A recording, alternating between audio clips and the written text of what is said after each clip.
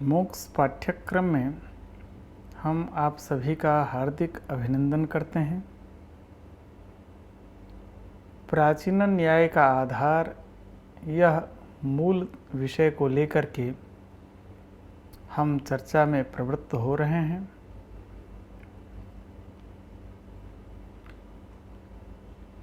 इसके पूर्व में आप सभी ने अनुमान का लक्षण, व्याप्ति का स्वरूप, अनुमान के भेद, हेतु के भेद, अवयव और अनुमान परीक्षा, इन विषयों पर चर्चा में शामिल थे। अनमितिकरणम अनुमानम, अनमिति का जो करण है उसे अनुमान कहते हैं। अन्वय व्याप्ति, व्यतिरेक व्याप्ति, इन दोनों व्याप्तियों का स्वरूप, अनुमान के स्वार्थानुमान और परार्थानुमान, प्रथमतः इन दो भेदों का वर्णन हुआ। फिर अन्वय व्यतिरेकी, केवलान्वयी तथा केवल व्यतिरेकी, ये तीन हेतु के भेदों का वर्णन हुआ।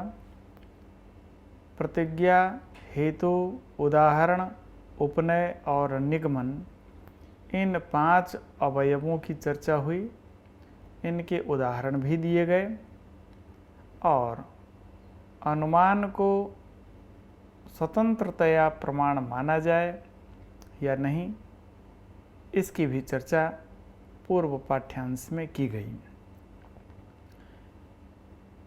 इस समय जो निरूपणीय विषय हैं वह शब्द प्रमाण को लेकर वाक्य का क्या लक्षण है और शब्द प्रमाण की परीक्षा, इन पर हम चर्चा करेंगे। तो सबसे पहले शब्द किसे कहते हैं यह जानना आवश्यक है। कंठ और तालवादी जो स्थान हैं, इनके अभिघात से जो उत्पन्न होता है उसे शब्द कहते हैं। कंठ तालवाद्यभिघात जन्य शब्दः, ये उच्चारण स्थान भी माने जाते हैं व्याकरण शास्त्र में। अकुह विसर्जनीयानाम कंठः, ईचु यशानाम तालु इत्यादि शब्दों के वर्णों के उच्चारण स्थान माने गए हैं। जिस तरह से 4 प्रमाण की चर्चा हुई, प्रत्यक्षानुमानोपमान शब्दाः प्रमाणानि, न्याय शास्त्र में 4 प्रमाण माने गए हैं जिसमें शब्द भी एक अन्यतम प्रमाण है। यह शब्द किस रूप में प्रमाण होता है इसको जानना आवश्यक होता है।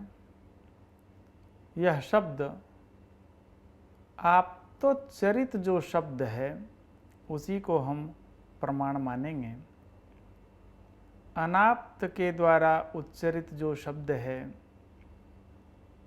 जो उन्मत्त है, प्रमत्त है, अव्यवस्थित है, ऐसे व्यक्तियों के द्वारा उच्चरित जो शब्द है वह प्रमाण की कोटि में नहीं आएगा। शब्द तो है पर वह शब्द प्रमाणतया स्वीकार्य नहीं होगा। यह आप्त भी 2 प्रकार का होता है, सर्वज्ञ और असर्वज्ञ। न्याय सिद्धांत मुक्तावली के प्रत्यक्ष खंड के अंत में एक कारिका मिलती है। योगजो द्विविधः प्रोक्तो युक्त युञ्जान भेदतः, युक्तस्य सर्वदा भानम चिंता सहकृतोपरा। युक्त और युञ्जान ये 2 प्रकार के योगी होते हैं और वो योगी आप्त होते हैं।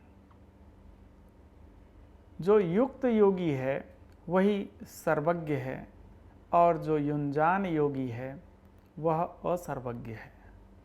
तो सर्वज्ञ और असर्वज्ञ, ये दो प्रकार के आप तो होते हैं। इनके द्वारा उच्चरित जो शब्द होगा वही शब्द प्रमाण माने जाते हैं। वाक्य दो प्रकार का होता है, वैदिक वाक्य और लौकिक वाक्य। वैदिक वाक्य समग्र रूप में प्रमाण के तौर पर स्वीकृत हैं, किंतु लौकिक जो वाक्य हैं, यह वाक्य जो आप्तोच्चरित होगा वही लौकिक वाक्य प्रमाण के तौर पर हम स्वीकार करते हैं। लौकिकम तु आप्तोक्तम अन्यत अप्रमाणम।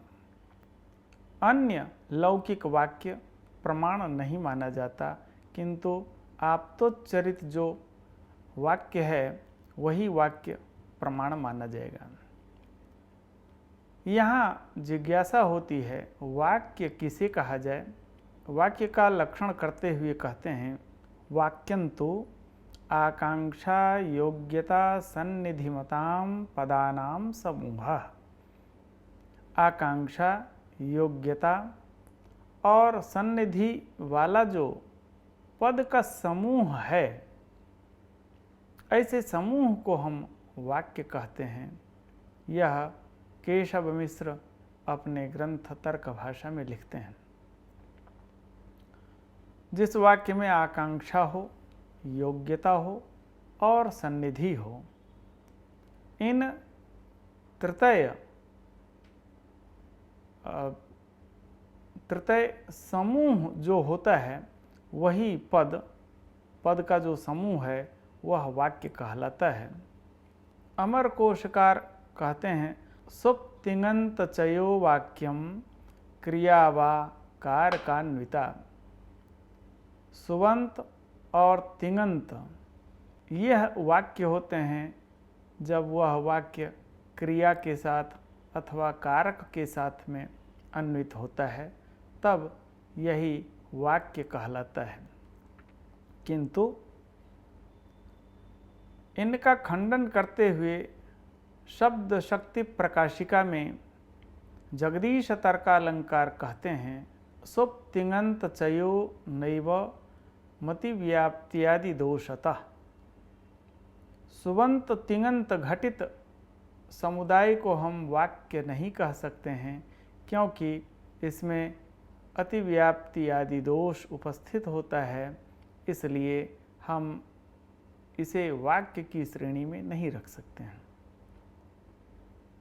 अब जिज्ञासा होती है, आकांक्षा, योग्यता और सन्निधि, इन तीनों का जो समूह है उसे वाक्य कहा गया है, किंतु आकांक्षा, योग्यता और सन्निधि इनका भी ज्ञान आवश्यक है।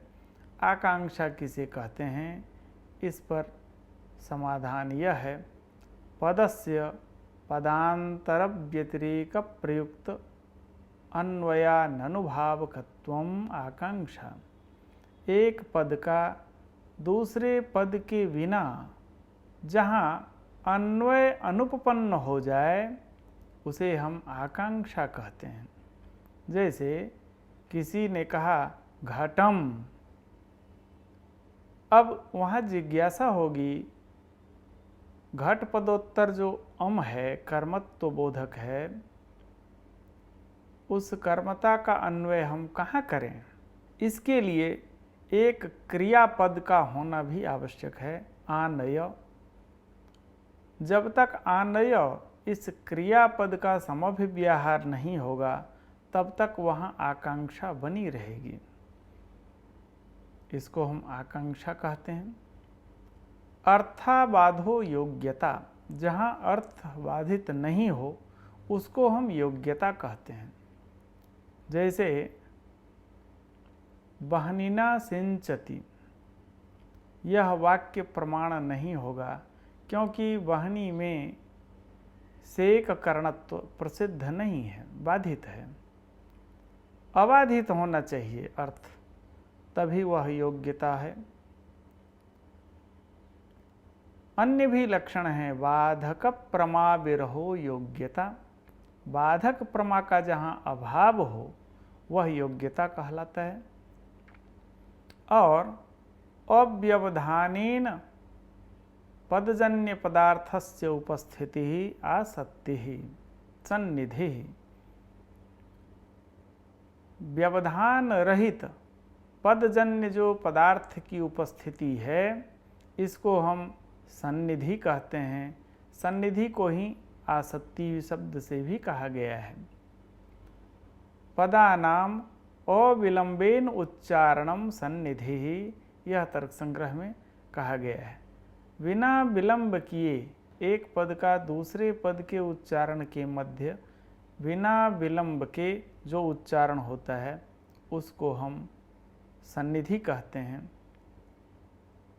अभी घटम कहा और बहुत देर बाद आनय ऐसा कहा जाए तो यहाँ विलंबेन उच्चारण हुआ है, इसलिए घट पद का आनय पद के साथ में अन्वय संभव नहीं है, क्योंकि इन दोनों पदों के उच्चारण के मध्य लंबा अंतराल हो गया। एतावता अविलंबेन जो उच्चारण है उसी को सन्निधि कहा गया है। पद के अर्थ बतलाते हैं। जात्याकृति व्यक्तयः पदार्थः, व्यक्ति, जाति और आकृति। जात्याकृति व्यक्तयः पदार्थः, व्यक्ति, जाति और आकृति ये पदार्थ होते हैं। पद के ये तीन अर्थ बतलाए गए हैं। प्रकृत पाठ्यांश में सम्मिलित होने के लिए हम आप सभी का धन्यवाद करते हैं। धन्यवाद।